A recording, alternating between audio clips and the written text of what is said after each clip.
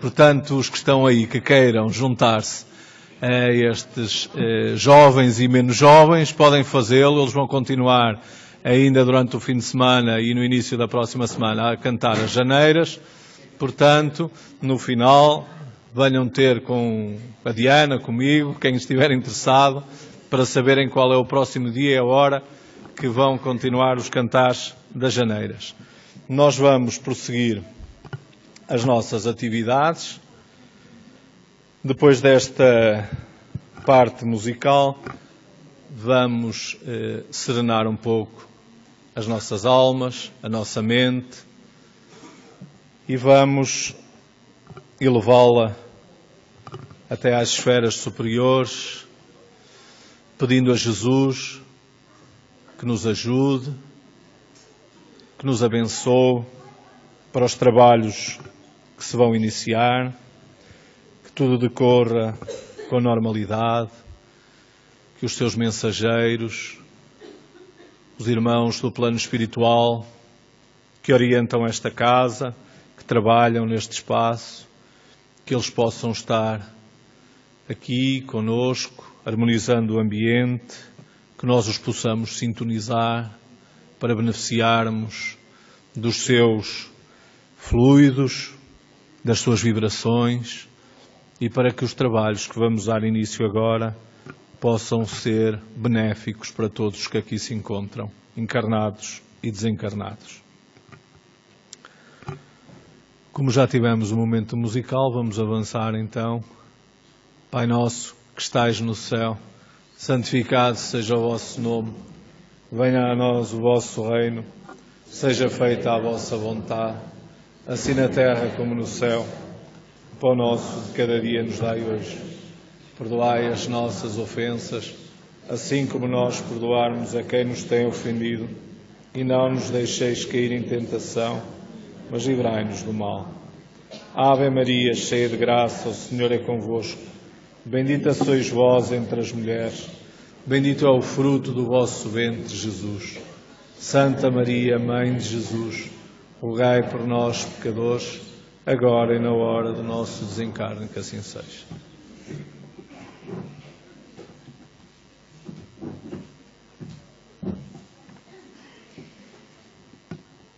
Mas o papel de Jesus não foi simplesmente o de um legislador moralista sem outra autoridade que a sua palavra. Ele veio cumprir as profecias que haviam anunciado o seu advento. Sua autoridade decorria da natureza excepcional do seu espírito e da natureza divina de sua missão. Ele veio ensinar aos homens que a verdadeira vida não está na terra, mas no reino dos céus. Ensinar-lhes o caminho que os conduz até lá, os meios de se reconciliarem com Deus e os advertir sobre a marcha de coisas futuras para o cumprimento dos destinos humanos. Não obstante, ele não disse tudo e sobre muitos pontos limitou-se a lançar o germe de verdades que ele mesmo declarou não poderem ser então compreendidas. Falou de tudo, mas em termos mais ou menos claros, de maneira que, para entender o sentido oculto de certas palavras, era preciso que novas ideias e novos conhecimentos viessem dar-nos a chave. Essas ideias não podiam surgir antes de um certo grau de amadurecimento do espírito humano. A ciência devia contribuir poderosamente para o aparecimento e desenvolvimento dessas ideias. Era preciso, pois, dar tempo à ciência para progredir. Uma passagem do Evangelho segundo o Espiritismo.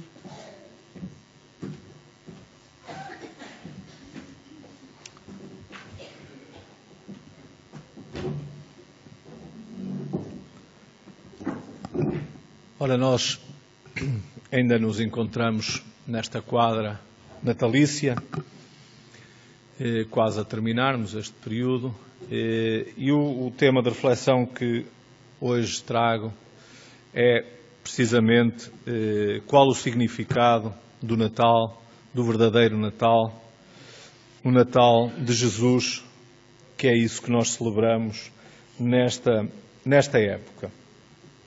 Naturalmente que Natal, todos nós sabemos o que é. Diz respeito ao nascimento e todos nós temos os nossos natais, porque todos nós temos uma data em que comemoramos o nosso nascimento.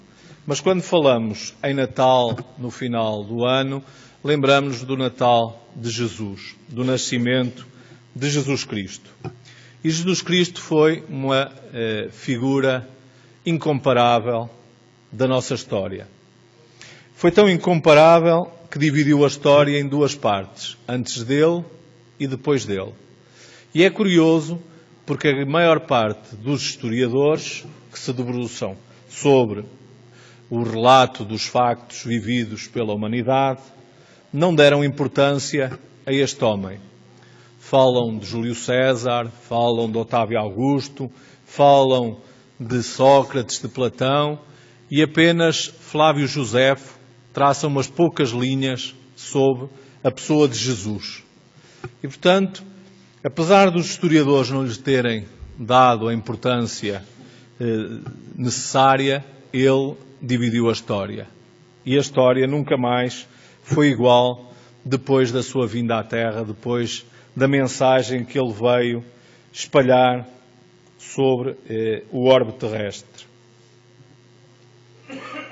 Naturalmente que nós não sabemos quando é que Jesus nasceu. Nós comemoramos o seu nascimento no dia 25 de dezembro, mas ninguém sabe ao certo em que data é que ele nasceu. Primeiro porque ele era uma criança do povo, filho de uma tecelã e de um carpinteiro, e, portanto, na época ninguém deu importância ao seu nascimento e essa data não ficou registada. Depois, porque os calendários mudaram ao longo dos tempos, nós já tivemos diferentes formas de contar o tempo, e na altura em que Jesus nasceu, o calendário em vigor era o calendário juliano, que tinha apenas 10 meses. Atualmente nós temos o calendário gregoriano, que tem 12 meses. E, portanto, dificilmente se poderia comparar os tempos do calendário juliano com o calendário gregoriano. A data de 25 de dezembro para a celebração do nascimento de Jesus tem a ver com as festas que decorriam nessa altura em Roma, no solstício que nós sabemos que decorre, o solstício de inverno, no hemisfério norte, decorre no dia 22 de dezembro. E, portanto, as festas prolongavam-se de 21 de dezembro a 25 de dezembro, e naquela época, em Roma, comemorava-se precisamente o período em que nós tínhamos a menor quantidade de luz solar, em que o dia tinha menos tempo de sol. E, portanto, as festas que se faziam naquela altura eram em homenagem ao deus Apolo, que, de acordo com a mitologia da época, era aquele que nos transportava o sol diariamente para iluminar a Terra. E, portanto, pedia-se naquela altura que Apolo não se demorasse a trazer de volta os dias longos e a presença do sol para a humanidade. Eram alturas em que se bebia demasiado, comia demasiado e, portanto, era uma festa pagã. E na altura em que Roma abraça o cristianismo, com o imperador Constantino, como nós sabemos, foi mais ou menos começado a pensar numa altura para colocar a festividade do nascimento de Jesus, e essas festividades começaram a ser adotadas por altura das festas que já havia em Roma, e, portanto, em vez de ser ao deus Apolo, passaria a ser a outro deus, neste caso, Jesus.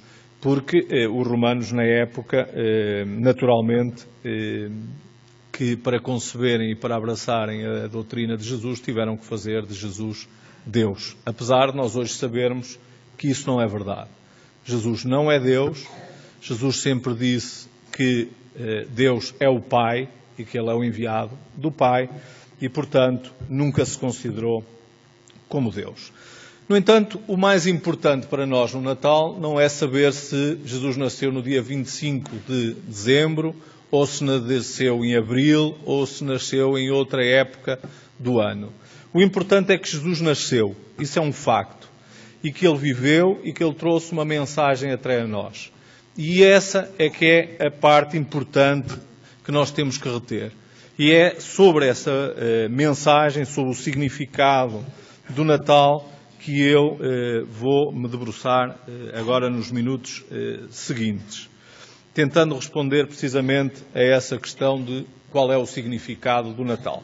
Para isso, vou-me socorrer de uma história, é uma lenda persa, que vem narrada no livro de Divaldo e o Jovem, e que eu mais ou menos resumi, por forma a poder contar esta lenda no tempo que dispomos para refletir sobre a mensagem de Jesus e sobre a mensagem da doutrina espírita.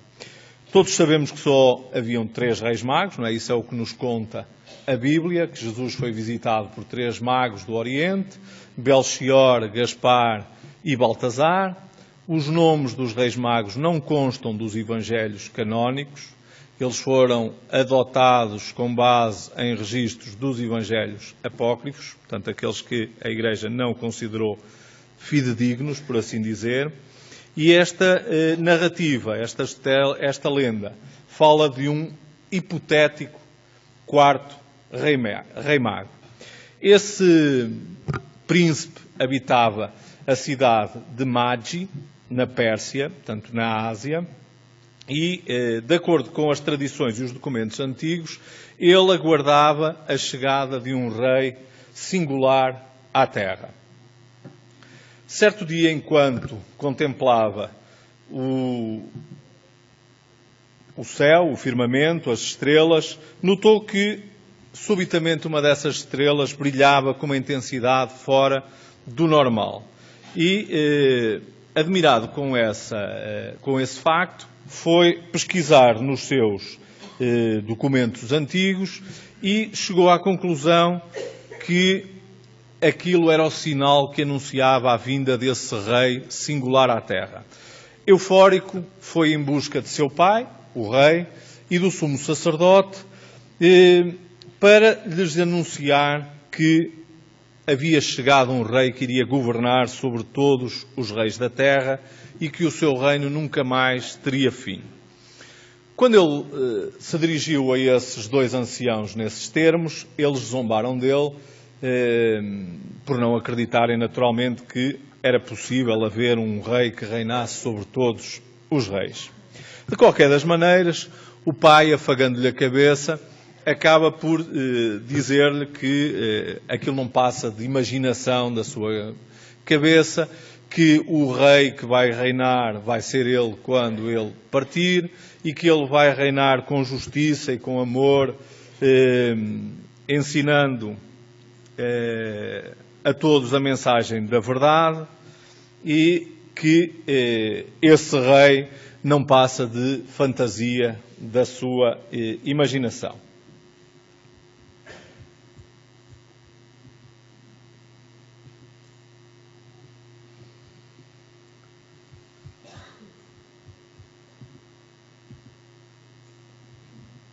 Isto não avançou.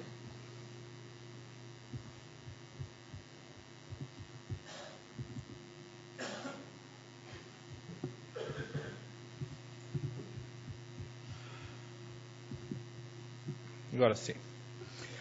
Artaban era o nome desse príncipe e ele tentou convencer alguém dos seus súbditos que o acompanhassem nessa viagem em busca do rei que havia vindo ao mundo. Mas nem velhos nem jovens decidiram acompanhá-lo, e então o pai, para que ele não fosse sozinho, ordenou a um escravo que o acompanhasse.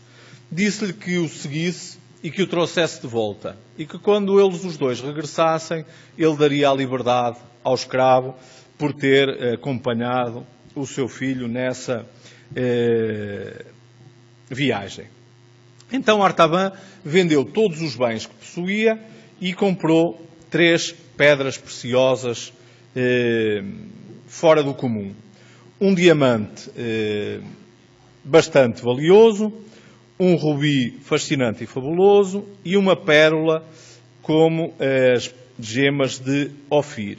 Essas 3 prendas seriam as dádivas que ele iria presentear o rei quando o encontrasse. O pai despede-se do filho com o pressentimento de que nunca mais o tornaria a ver. E olhando para a estrela que brilhava no firmamento, acabou por também convencer-se que aquela estrela não era comum e que se calhar o filho acabaria por ter alguma razão naquilo em que acreditava. No entanto, Artaban seguiu na sua missão de encontrar o adorado rei e tentou alcançar os 3 reis magos, que ele sabia que iriam também em busca do menino. Esses 3 reis, conforme vimos, Belchior, Gaspar e Baltasar, vieram da Síria, da Babilónia e de terras para além do Levante e aguardariam por ele até à meia-noite do 4º dia, num local combinado. Artaban e o seu escravo Orontes tentam, a todo custo, chegar dentro do templo que estava combinado. No entanto, quando chegaram ao local, não encontraram ninguém. Gritaram, berraram pelo nome de Belchior, de Gaspar e de Baltasar, mas não obtiveram resposta. Os 3 reis já haviam partido em busca do grande rei e Artaban e Orontes decidem então também continuar a jornada. Duraram mais de um mês a atravessar o deserto, até que chegaram a uma pequena vila onde reinava o silêncio. Nessa vila havia como que a presença da morte. O silêncio era de tal ordem enorme que fazia lembrar precisamente a presença da morte. De repente, no meio desse casario, tentam bater de porta em porta, encontrando notícias sobre o nascimento do seu rei. Batem uma porta aflitos e do outro lado uma jovem chamada Ruth atende-os. E eles questionam-no: olha, nós vimos à procura de um rei que nasceu aqui neste local, de acordo com a estrela que nós vimos seguindo, já de longos dias, e queríamos saber onde é que o podemos encontrar. A Ruth, muito espantada, diz-lhes: mas aqui em Belém, que nós saibamos, não nasceu rei nenhum. Então, o príncipe pergunta-lhe: então, e não passou por aqui nos últimos tempos um casal especial que deixou marcas luminosas nesta povoação, algo fora do normal? Então Ruth, fazendo uma retrospectiva do que se tinha passado nos últimos dias, lembrou-se que, efetivamente, tinha passado por lá um casal que chegara a Belém e que vinha de Nazaré para fazerem o recenseamento. Eles, de alguma forma, pareciam temer a multidão e então encontraram um espaço isolado para se abrigarem. Mas que, de acordo com uma conversa que tiveram com o estalajadeiro, que parecia que eles já haviam demandado a cidade de Belém em direção ao Egito. Enquanto travavam este diálogo, surge derrompante o barulho de cavalos e soldados a irromperem por esta vila. Os soldados de espada em punho começaram a retirar as crianças até aos 2 anos dos colos dos seus progenitores e a matá-los um a um. Ruth, que estava a conversar com Artaban, também tinha uma criança dessa idade no colo e, com receio que os soldados a vissem, tentou entrar para o interior da habitação. Não tendo tempo, e Artaban, como que reagindo ao sucedido, tenta esconder a criança com o seu próprio corpo. Mas a criança, por algum motivo, chorou, fez um ruído e os soldados aperceberam-se que havia ali um menino, uma criança, e pararam para também pôr fim à sua vida. Nisto, o príncipe acaba por retirar uma das 3 joias que levava e tenta oferecer essa joia ao comandante dos soldados herodianos. Mostra-lhe um rubi fabuloso, fora do comum, e diz-lhe que gostaria de lhe o oferecer para que ele, de alguma forma, não visse aquela criança.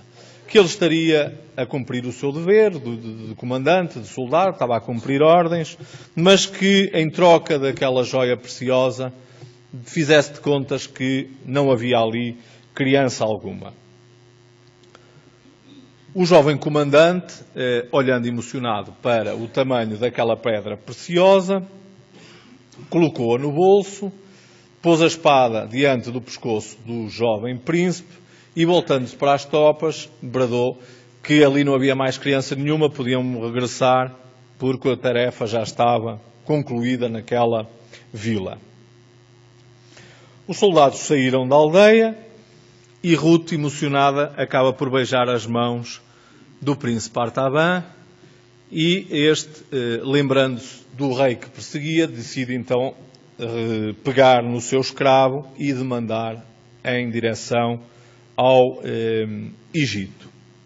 Como nós sabemos, Herodes, num momento de loucura, deu a ordem de matar as crianças recém-nascidas até aos 2 anos, após ter sabido da profecia que os 3 reis magos lhe haviam contado, e o que muito pouca gente sabe é que soldados embriagados acabaram também por, nessa ordem, matar um filho dele, que também tinha uma idade até aos 2 anos. Portanto, o próprio rei Herodes acabou por sofrer as consequências da ordem que havia dirigido. Agora, os 2 viajantes teriam que viajar até ao Egito. Como não tinham mantimentos, como não tinham provisões, nem meio de transporte, Artaban teve que vender mais uma das pedras preciosas que transportava. Neste caso foi o diamante. Acabou por trocar o diamante por camelos e provisões, de forma, a poder viajar até ao Egito. E assim foram, acompanhando o rio Nilo, foram seguindo de aldeia em aldeia até ouvirem novas desse rei que tanto buscavam. Atravessaram cidades em ruínas, passaram por Tebas, foram a Mênfis, a cidade do faraó, estiveram com o faraó e perguntaram-lhe se ele ouvira falar de algum rei que estivesse ali no seu país. Naturalmente que o faraó não ouviu falar de rei nenhum, que ele é que era o poder naquela região e que o único Deus que conhece é o Deus Sol, o Deus Atom, que eles adoravam. Então, continuou a viagem rumo ao Baixo Nilo. Não encontraram nenhuma notícia sobre o nascimento deste rei maravilhoso e, porém, quando chegaram a uma cidade, alguém lhe sugeriu que fosse falar com um velho rabino que habitava aquela localidade. O príncipe então foi à procura desse rabino e perguntou-lhe: onde poderei eu encontrar um rei de Israel que irá assentar o seu trono acima das estrelas? O rabino pegou nas escrituras antigas e respondeu: e onde é que o tendes procurado? Procurámo-lo nos palácios, nas casas senhoriais, diante das esfinges, pelos arredores das pirâmides, junto ao Vale dos Reis. E então o rabino subitamente interrompe e diz: não, aí nunca ireis encontrar este rei especial que vocês tanto procuram. De acordo com as Escrituras e com Isaías, ele dizia que esse rei, quando chegasse, seria a esperança dos desgraçados, seria a luz dos olhos apagados, seria a paz dos desesperados. Não vai ser encontrado em palácios, não vai ser encontrado em casas senhoriais, mas sim em choupanas, no meio da miséria e da dor. Uma vez que esse é o rei da consolação e, portanto, só diante da miséria e do sofrimento é que ele reinará. Se é o rei que mantém o Deus único na consciência dos homens, ele já deve estar em Israel. E então, Orontes, desesperado, diz-lhe: já viajei consigo para tanto lado. Escrevi ao seu pai a dizer que vocês sois muito teimoso e que esta busca incessante por esse rei, que nunca encontraremos, porque ele não existe, só nos vai fazer gastar tempo, já nos fez gastar 2 pedras preciosas, não temos comida. Como é que nós depois, caso venhamos a encontrar esse rei, o podemos homenagear?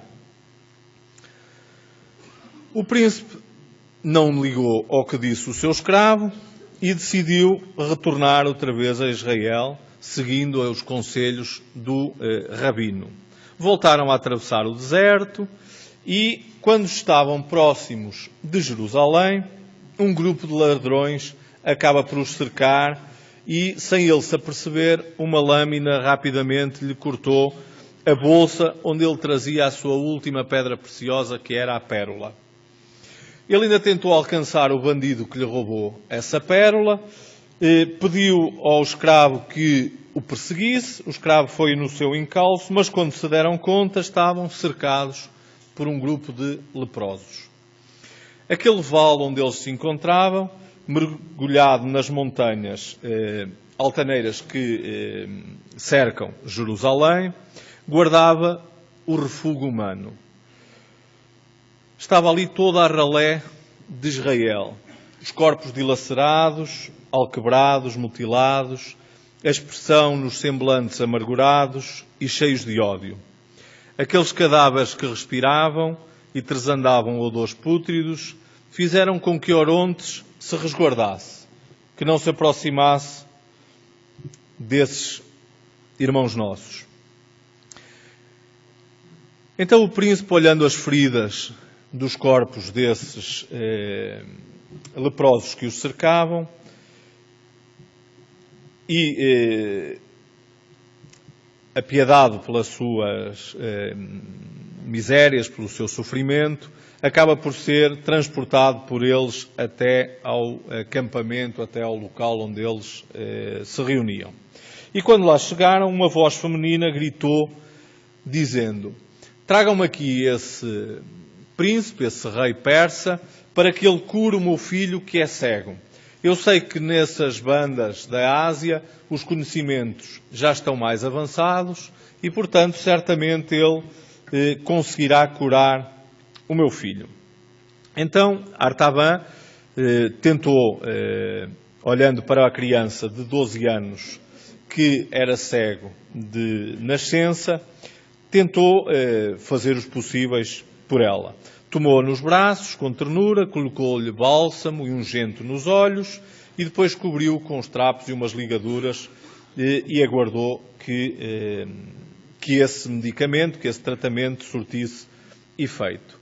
Depois reparou numa outra criança que tinha as pernas amputadas e o rosto coberto de lepromas e pediu ao seu escravo que rapidamente fosse buscar junto do camelo que os transportava a sua mala de instrumentos e remédios para que ele pudesse tentar também fazer algo por essa criança.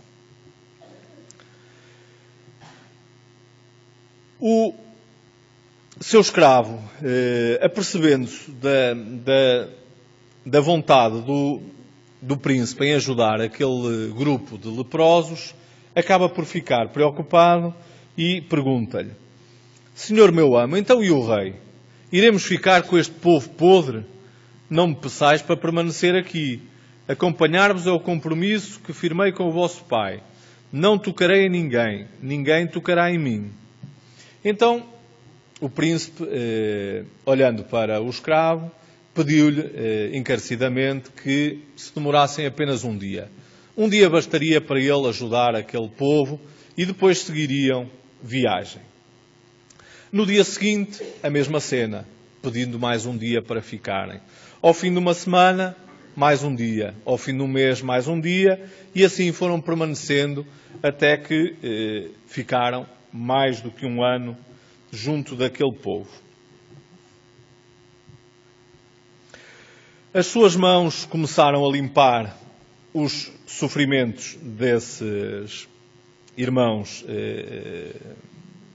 doentes, e ele começou a acender junto deles uma lâmpada de alegria e de esperança, e então decidiu-os ensinar. Decidiu-os ensinar a cultivarem os solos, a produzirem o seu próprio alimento, a tentarem arranjar uma maneira de subsistirem sem terem que ir até à cidade próxima, muitas das vezes a Jerusalém, para pedir, esmolar comida ou outro bem que lhes pudesse depois alimentar. Decidem então cultivar o solo. Ele ensinou-os a arar o terreno, a plantar as sementes, fizeram uma pequena represa para terem água, para abastecerem os solos, canalizaram essa água e, portanto, a cidade começou, o acampamento de leprosos começou, de certa maneira, a ter uma atividade diferente do normal. As velhas feridas do corpo e as misérias dos refugiados foram sendo substituídas por esta esperança, por estes trabalhos, por estas ocupações, e ele foi envelhecendo junto com eles. Ensinou-os a prepararem-se para enfrentarem a vida e a terem dignidade na sua vida, apesar da situação. Mas na cidade começou o burburinho, porque aquelas gentes que vinham até ali, apesar de serem tratados como ralé, de não serem bem vistos, de serem marginalizados, de alguma forma ainda lhes iam produzindo negócio, não é? Ainda se iam alimentando, ainda se iam vestindo, ainda iam gastando algum do dinheiro que esmolavam. E agora, tendo eles próprios alimento, deixaram de ir com tanta frequência à cidade que os moradores da cidade se revoltaram e decidiram então que haviam de pôr fim àquilo que eles estavam a fazer. Primeiro porque lhes tinham roubado a água, ao canalizarem as águas para os campos. Depois porque deixaram de comprar os alimentos que necessitavam. E então decidem, assim que pudessem, incendiar-lhes os campos e destruírem-lhes a cultura. Então, depois da colheita feita, estavam os leprosos, Orontes e Artaban, satisfeitos por essa dádiva do alimento, e o jovem cego notou que um certo odor pairava no ar, uma vez que ele não tinha a faculdade da visão, os outros sentidos estavam muito mais bem desenvolvidos, e ele notou que havia um cheiro a fogo, a fumo no ar. E então, quando dão conta, veem que o trigal que eles haviam cultivado estava incendiado e que a aldeia destes leprosos havia sido invadida, os campos queimados, a barragem destruída, e algumas crianças haviam sido friamente assassinadas. Naquele desespero, o jovem príncipe acaba por desejar morrer, por desejar não presenciar, não viver esta situação, e uma forte dor lhe assola no peito, e ele leva a mão ao peito e de alguma forma desmaia. Era o primeiro sinal de que a sua saúde estava a começar a ficar debilitada. Judite, a rainha dos leprosos, tentando depois animá-lo, acaba por lhe dizer que não há problema, nós construímos tudo outra vez. Já o fizemos uma vez, faremos outra vez de novo, trataremos outra vez dos campos, voltaremos a consertar a barragem e tudo voltará a ser como era de antes. No entanto, Artaban já não tinha forças para essa tarefa. Na altura ele era mais novo, ajudou-os e deu-lhes esperança para eles assim o fazerem, mas agora sentia-se mais fraco e sem fôlego para voltar a começar outra vez tudo de novo. E como ninguém se referia a esse rei singular que ele tanto adorava e tanto buscava, decide permanecer naquela agrupamentos, junto com aqueles leprosos, naturalmente sem colaborar tanto nas tarefas do dia-a-dia, mas foi-se deixando permanecer por lá. Numa altura em que passavam mais dificuldades, ele acaba por pegar na única pedra preciosa que tinha e entregá-la a Judite, no sentido de ela poder vendê-la e transformá-la em pão e em felicidade para aqueles necessitados. E assim ficou por ali até que se passaram 30 anos desde o dia em que ele saiu da sua cidade de Magi, na Pérsia. O escravo, a ver a vida andar para trás, tanto tempo ali e já há muitos anos sem procurarem o tal rei e ele sem conseguir obter a liberdade, disse então a Orontes que lhe desse a liberdade. Uma vez que iam visitar Jerusalém, depois dessa visita, que lhe desse a liberdade para ele poder retornar à sua pátria. E então demandaram à cidade de Jerusalém. Nesse dia em que chegaram a Jerusalém, a cidade fervilhava. Havia ramos e palmas pelo chão, havia muitos gritos de aleluia no ar e eles não conseguiam compreender muito bem o que é que estava a acontecer naquele local e ficaram surpresos pelo inusitado movimento da cidade.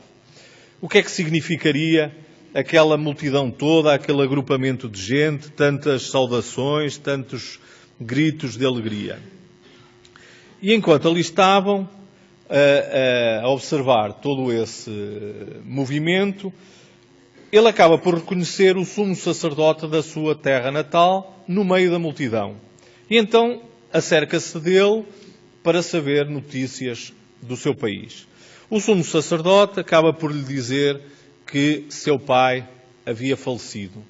Havia falecido abandonado, sem ninguém junto de si, desprezado pelo filho, e que depois da sua morte o sumo sacerdote decidira então vir em busca do herdeiro. E portanto saiu da Pérsia a tentar encontrar Artaban. Artaban, quando ouviu essa notícia de que o pai havia falecido, decide então libertar o escravo, uma vez que o compromisso tinha sido do pai e não dele, e o pai já havia falecido, então não havia razão para ele continuar escravo, e disse-lhe que ele estava livre de fazer o que quisesse da sua vida. Artaban regressa novamente ao acampamento, juntamente com a Judite e as crianças, enquanto Orontes fica em Jerusalém, juntamente com o menino cego, que agora já tinha 28 anos. Enquanto vagueavam pela cidade, percebem numa multidão que falava e gesticulava e ouvem dizer que o nosso rei acaba de retornar a Jerusalém. Saiu do monte onde orava e adentrou-se pela segunda vez nesta semana em Jerusalém. Esse rei é um rei extraordinário, maravilhoso.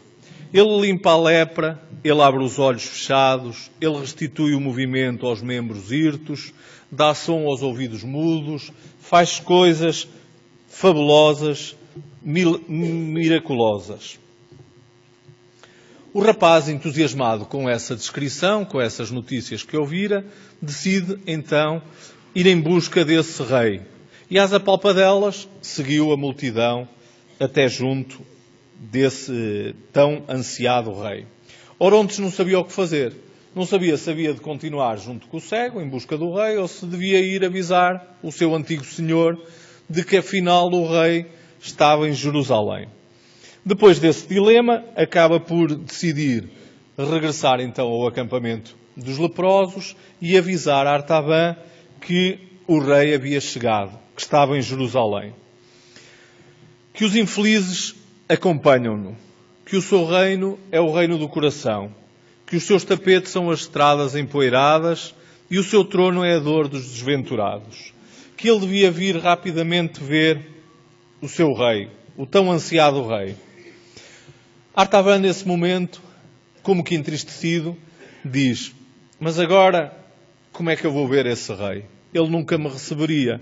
Eu já não tenho nada para lhe dar, tudo aquilo que eu trazia para lhe oferecer, eu já vendi, eu já troquei, como é que eu agora vou visitar esse rei? E para além disso, eu estou tão velho e doente, é melhor ficar-me por aqui.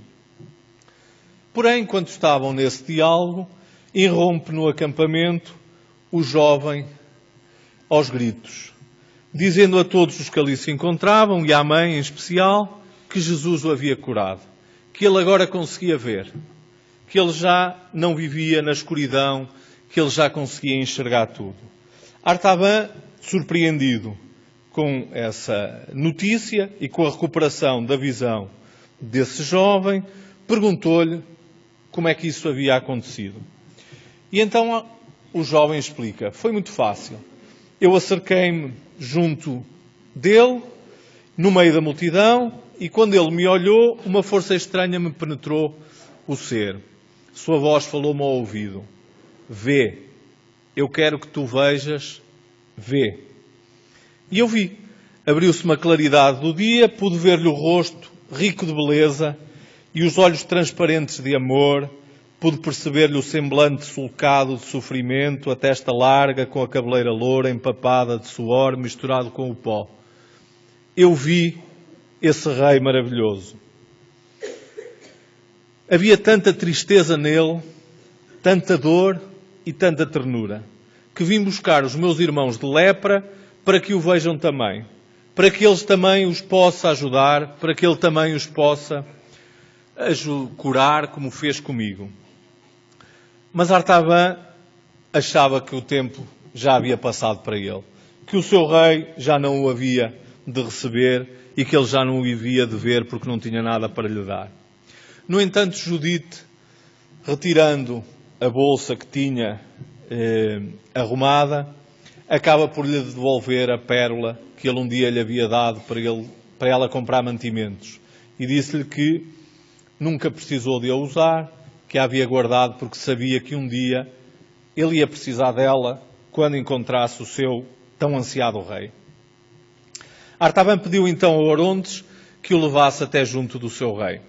Agora caminhava com dificuldade, problema de doença, de idade, desceram a montanha e adentraram-se em Jerusalém pela Porta das Ovelhas. Ouviram que ele tinha estado por ali numa casa onde jantara com os seus seguidores. Mas quando chegaram a essa casa, era tarde demais. E Artaban lembrou-se outra vez. Caramba, sempre que eu tenho notícias dele, sempre que eu ouço qualquer coisa sobre ele, quando chego já é tarde demais. Ou ele já partiu, ou ele já saiu. Eu nunca consigo encontrar o meu rei. A jovem que fazia as limpezas desse local, portanto, da casa onde o seu rei havia jantado, disse-lhe que não sabia para onde é que ele havia ido e que também não iria dizer a um estrangeiro que não conhecesse para onde é que havia ido o seu senhor. Porque havia muito ressentimento no ar e na cidade contra o senhor. No entanto, Artaban tenta convencer essa jovem, dizendo que ele próprio também já fora. Podia ter sido um rei que perdeu o seu trono, porque veio em busca desse rei tão especial, e que agora era um velho cansado, mas que queria conhecer o Senhor, seu rei. Ela então apontou para a montanha de fronte do templo e disse-lhe que ouvira dizer durante a ceia, que ele iria para o monte, para o Getsemane, orar e esperar o sacrifício. Acompanhado então pelo fiel Orontes, decidem ir os dois rumo a esse monte, o Getsemane. Quando chegaram lá, e porque não o encontraram, decidem retornar outra vez até à cidade. A cidade estava outra vez em alvoroço, a multidão perturbada, e encontraram Pedro, que estava estarrecido e de olhar esgazeado. Então o escravo pergunta-lhe: onde podemos encontrar Jesus? Não sei. Sabes sim, tu és um deles, diz alguém que estava junto de Pedro. Não sou. Nisto o galo cantou. O estranho pôs a mão na cabeça e, amargurado, respondeu: ele já não está aqui. Judas vendeu-o. Eu, que sou seu amigo, não tive coragem de seguir com ele ao testemunho. Rumaram então na direção da praça e, vencida a massa, acercaram-se de um guarda pretoriano e perguntaram-lhe por Jesus. O guarda, antes de responder, dá uma valente bufetada em Artavan, atirando-o ao chão e, rindo, exclama: vai-te daqui, velho imundo. Olha-o além, diante do verdadeiro representante do rei, que é César. Nisto, o chicote assobiou no ar e rasgou as carnes do seu rei. Artavan ainda no chão, tentando erguer-se a custo, sob o olhar do escravo Orontes, e como aliado ao suplício que lhe fora imposto, graças à esperança de o encontrar, avista finalmente o seu rei, vendo o momento em que lhe o coroavam com uma coroa de espinhos. A emoção do momento foi tão grande que ele acaba por desmaiar novamente. Só recupera a lucidez no dia seguinte, quando saía o cortejo fúnebre, pela mesma porta onde ele ainda se encontrava desmaiado. Jesus passava carregando a cruz. Ao descerrar as pálpebras, ele perguntou ao seu fiel escravo: onde estava o seu rei? Passou, meu senhor. Eu pensei que vós estavas morto. Passou por aqui e seguiu em direção ao Monte da Caveira. Leva-me até ele, Orontes. Leva-me até lá, diz Artavan. Mas, meu amo, estás tão fraco, eu não quero que morra agora. Não faz mal, eu tenho que lhe dar a pérola. Eu tenho que lhe dar a pérola. E, amparado pelo escravo, segue o mesmo caminho que Jesus fez até ao Monte Gólgota. Nisto, um guarda pretoriano surge trazendo uma jovem desesperada a gritar. Artavan reconhece essa jovem. Vê que é a filha do sumo sacerdote que ele havia encontrado em Jerusalém uns dias antes, quando visitara a cidade. E essa jovem pede encarecidamente que lhe salvem a vida. O pai, o sumo sacerdote, havia sido assassinado pelos credores porque tinha contraído dívidas enormes e ela agora ia ser vendida como escrava para também ressarcir parte dessas dívidas. Artavan, tomado pela emoção, decide então ajudá-la. Pega na pérola e, dirigindo-se ao pretoriano, diz-lhe: eu compro a escrava. Certamente que este artefacto, que esta joia, vale muito mais do que aquilo que ela merece. E, portanto, eu fico com esta escrava. O soldado, examinando a pérola e o brilho que ela emanava, decide então que a escrava ficaria com Artavan. Nisso os raios e os trovões soam nessa tarde que virou noite e Artavan lembrou-se do seu rei, do seu senhor. Mas havia salvo a filha do sumo sacerdote, havia salvado Shamir. Decidem então continuar até ao cimo do monte e, logo após a última curva, a última porta de Jerusalém, ele olha para aquele monte no exterior da cidade e ouve o martelar dos escravos e o zumbido, o ulular da multidão, estarrecida quando as cruzes começam a ser erguidas. Pediu a Orontes que o levasse até mais próximo, que o conduzisse até perto do seu rei. Teriam que subir quase 15 metros de altura. Orontes, com cuidado, acaba por o transportar, por o ajudar nessa caminhada, a percorrer a distância até próximo de Jesus. Depois de um grande silêncio, ouve-se a voz bradar: perdoa-os, meu pai, porque eles não sabem o que fazem. Artavan, ouvindo essas palavras, acaba por desmaiar novamente. Orontes acaba por levá-lo de volta ao Vale dos Imundos e só mais tarde Artaban recupera a lucidez. Judite e os enfermos estão de volta dele, tentando reconfortá-lo, tentando que ele retorne novamente do estado de desmaiado. E quando ele abre os olhos, começa a dizer: meu Senhor, meu Rei, por que não te encontrei? Agora sou um trapo, meu Senhor, não tenho nada para vos dar. E Jesus diz-lhes: Artaban, recebi todas as tuas prendas. Das tuas mãos recebi o rubi com que salvaste a criança. Aceitei do teu coração o diamante quando compraste alimentos para a caravana faminta. E recebi a pérola com a qual salvaste a vida da jovem que seguia para a escravidão. Estive contigo aqui, no Vale dos Imundos, conservei as minhas nas tuas mãos, lavando feridas, tratando-as. Como podes dizer que não me encontraste? Não me encontraram aqueles que estavam ao meu lado, que me ouviram, que conversaram comigo e não me amaram. Mas tu encontraste-me desde o dia em que saíste de Magi, na Pérsia distante. Vim contigo, apontando o caminho através dos raios da estrela. Agora venho buscar-te para que não te separes nunca mais de mim. Vem, Artaban, viajemos agora na direção do infinito. A cabeça do príncipe pendeu, ele estava morto. Esta lenda do quarto rei mago, que o Evangelho não narra, é, ao fim de contas, a narrativa daqueles que amam Jesus, que o buscam, que querem encontrá-lo, que batem de porta em porta e seguem ao longo da vida procurando por notícias suas, pela sua mensagem, pela sua boa nova, procurando encontrá-lo.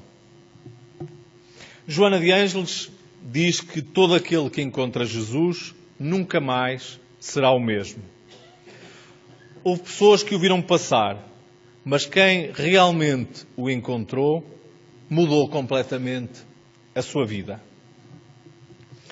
Numa página notável de Vinícius, que é o pseudónimo de Pedro de Camargo, um escritor de São Paulo, no livro Em Torno do Mestre, ele tem uma passagem muito interessante, é apenas uma página, onde ele faz a seguinte questão: Cristo nasceu?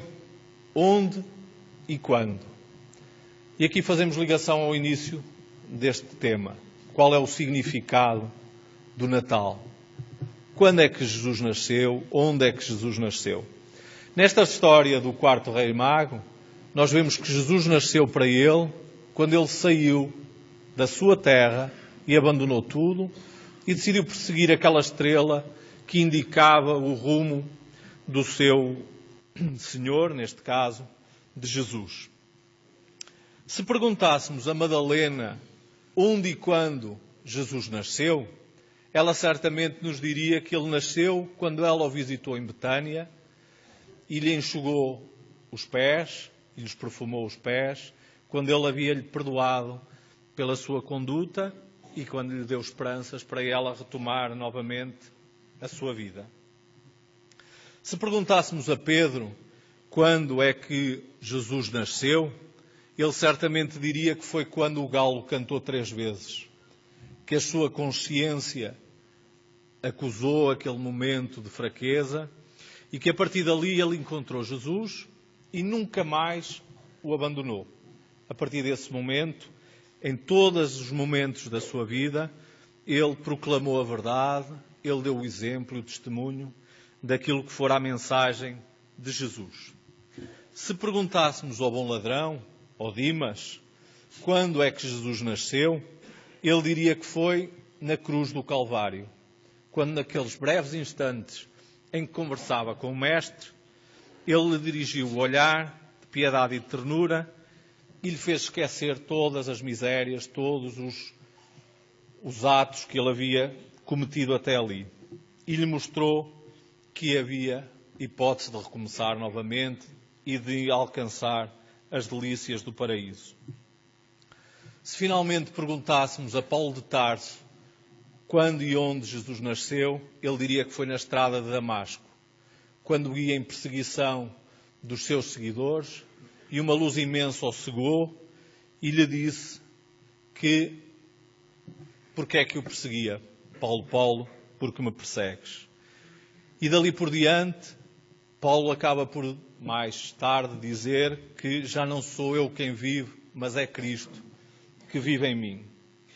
Portanto, a grande lição que nós precisamos de reter nesta quadra é que o Natal não são os presentes, não é a ceia, não é o material que nós utilizamos no Natal, as compras, as vendas, isso não é o Natal.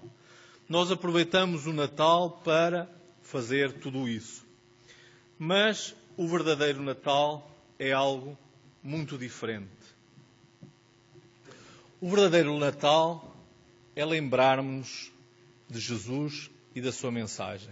Conforme vimos no texto inicial, Jesus veio à Terra para nos dar um sentido para a vida, para nos dizer que o mais importante é conquistarmos o reino de Deus, é instalarmos o reino de Deus em nós. Essa é que é a grande verdade que Ele nos vem dizer.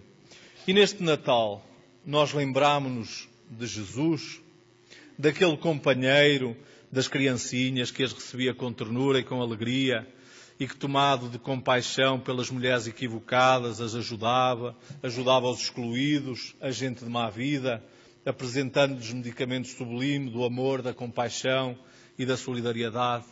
Lembrámos-nos desse Jesus que nascia nesta quadra. É por esta razão que Allan Kardec, no Livro dos Espíritos, na questão 625, quando perguntava às entidades venerandas qual dos seres Deus nos ofereceu para servir-nos de modelo e guia, os Espíritos responderam com 2 sílabas apenas: Jesus. É esse Jesus que deve ser o nosso modelo e guia. E o Natal deve ser todos os dias. Nós devemos lembrar-nos desse Jesus todos os dias da nossa vida, devemos preparar o nosso íntimo, o nosso coração, para que Jesus nasça e renasça diariamente no nosso ser. Aí é que isso é que se trata de edificar o reino de Deus em nós, de darmos testemunho da sua mensagem, de seguirmos o seu exemplo. Isso é que é o Natal. O Natal é tomarmos, neste caso, os conhecimentos que a doutrina espírita nos veio revelar e aplicá-los diariamente na nossa vida. E diariamente nós podemos oferecer um presente a Jesus, que é o nosso sacrifício, que é a nossa vontade de nos corrigirmos, que é a nossa vontade de sermos melhores, de mudarmos os nossos comportamentos, de nos preocuparmos com o nosso semelhante, como Jesus nos ensinou. É por isso que no Natal há no ar uma psicosfera muito mais solidária, como que antevendo a nova era que está a chegar, o mundo de regeneração. No Natal as criaturas são muito mais solidárias, são muito mais humanas, são muito mais amigas. É pena que isso não dure 365 dias por ano. Se assim fosse, nós já estaríamos naturalmente no mundo de regeneração. Então o Espiritismo veio para restaurar o Natal de Jesus em nós, diariamente. Todos os dias, a todo um instante, Jesus deve nascer nos nossos corações, nessa gruta onde nós devemos constituir a manjedoura, o lugar humilde, para que Ele possa nascer, possa crescer e para que nós o possamos viver diariamente. Que nestes dias do Natal, que precederam e que vão agora suceder, busquemos esse reino de Deus. Esse reino de Deus temos que o buscar rapidamente, porque a nossa existência é curta. Nós sabemos que, por mais longa que ela seja, dura poucos anos. E, portanto, estaremos a desperdiçar mais uma oportunidade que nos foi concedida de transformarmos, de mudarmos a nossa conduta, de evoluirmos, de progredirmos. finalmente deixaram a mensagem de bom ano. Com Jesus, nós estenderemos o nosso coração onde estivermos, seja para trocar um pensamento compassivo, com a palavra escura e áspera, ou para adubar uma semente de esperança onde a aflição mantém o deserto. Com Jesus, inflamaremos de júbilo os olhos de algum menino triste e desamparado. Quem sabe, uma simples criança arrebatada hoje ao vendaval pode amanhã ser o consolo da multidão. Com ele, nós também podemos oferecer a bênção da tolerância com todos aqueles que nos rodeiam. Aqui na Casa Espírita, no nosso trabalho, no nosso lar, podemos ser mais tolerantes, podemos ser mais pacientes, podemos ser mais compreensivos. E assim seremos todos melhor e mudaremos o ambiente, a psicosfera que nos rodeia. Se assim fizer, vamos ter certamente um bom ano de 2014. Que Jesus nos abençoe e bom ano para todos.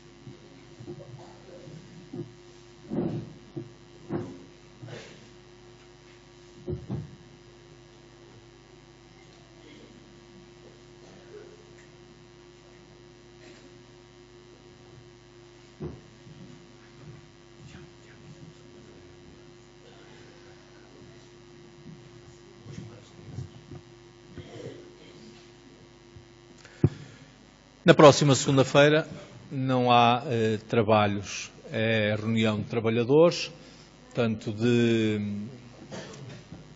em tanto tempo nós, os trabalhadores da casa, reunimos-nos e, portanto, nesse dia não haverá atendimento na casa, portanto, voltaremos a ver-nos na próxima sexta-feira ou então na segunda-feira, dia 13 de janeiro. Portanto, fica aqui o aviso para que não venham ao engano na próxima segunda-feira.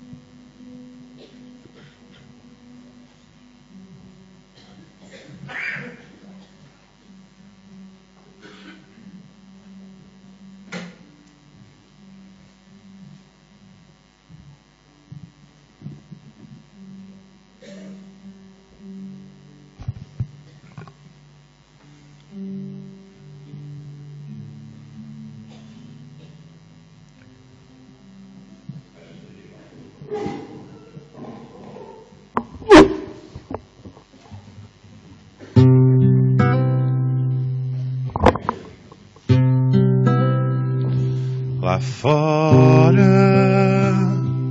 os homens dirão que o amor é um sonho, que triste ilusão.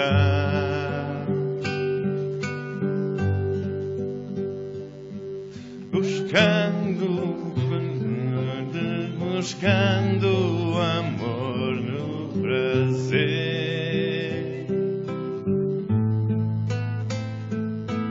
Esquecem Jesus, sua vida e luz, seu viver. E quando Ele voltar para nos apartar, tristes ficarão. Chorarão a seu lado, verão o pecado, tarde se acharão.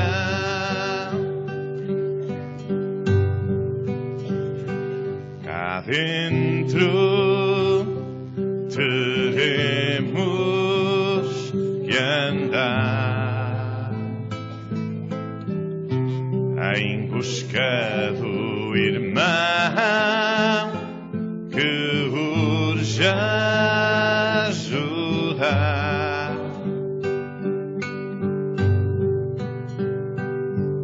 Em troca de nada, levando o amor e o perdão.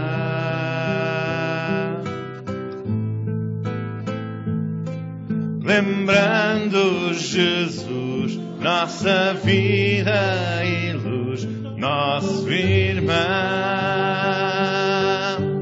E quando Ele voltar para nos apartar, a luz brilhará. A seu lado, cantando, contente, chorando, o céu se abrirá.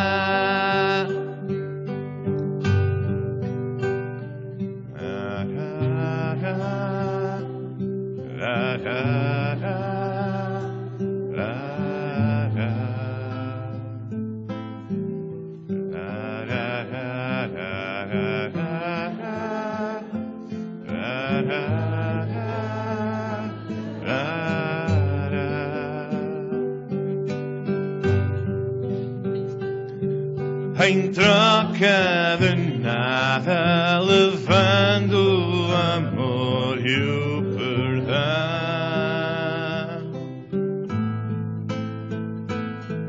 Lembrando Jesus, nossa vida e luz, nosso irmão. E quando Ele voltar para nos apartar, a luz brilhará. A seu lado, cantando, contente, chorando, o céu se abrirá. Quando Ele voltar para nos apartar, a luz brilhará. Seu lado, cantando, contente, chorando, o céu se abrirá.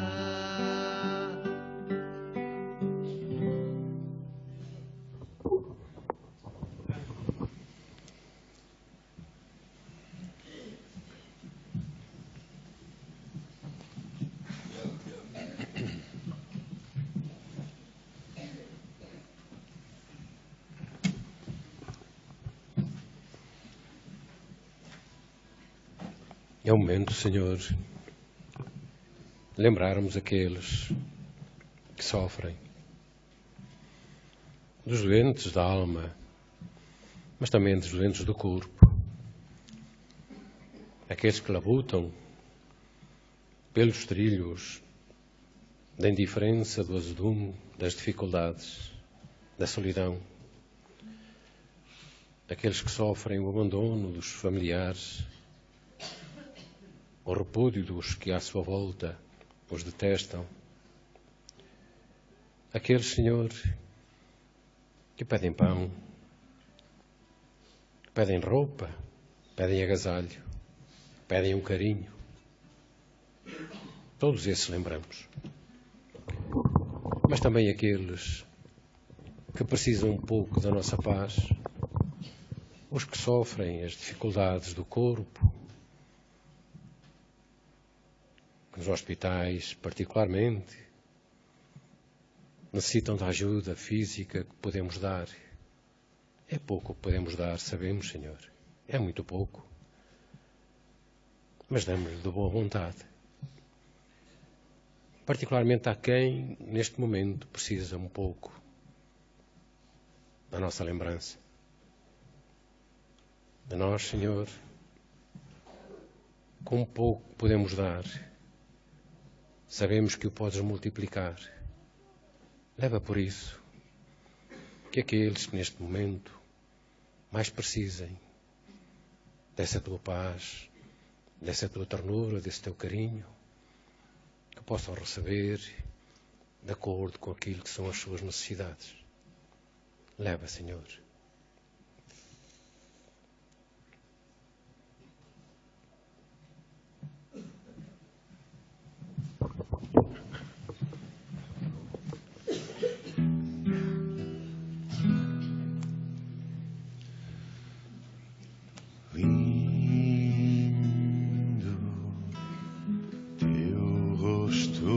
Cativou tão lindo,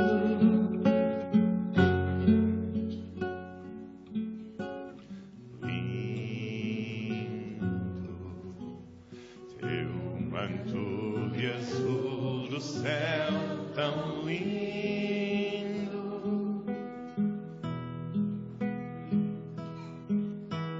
esperança.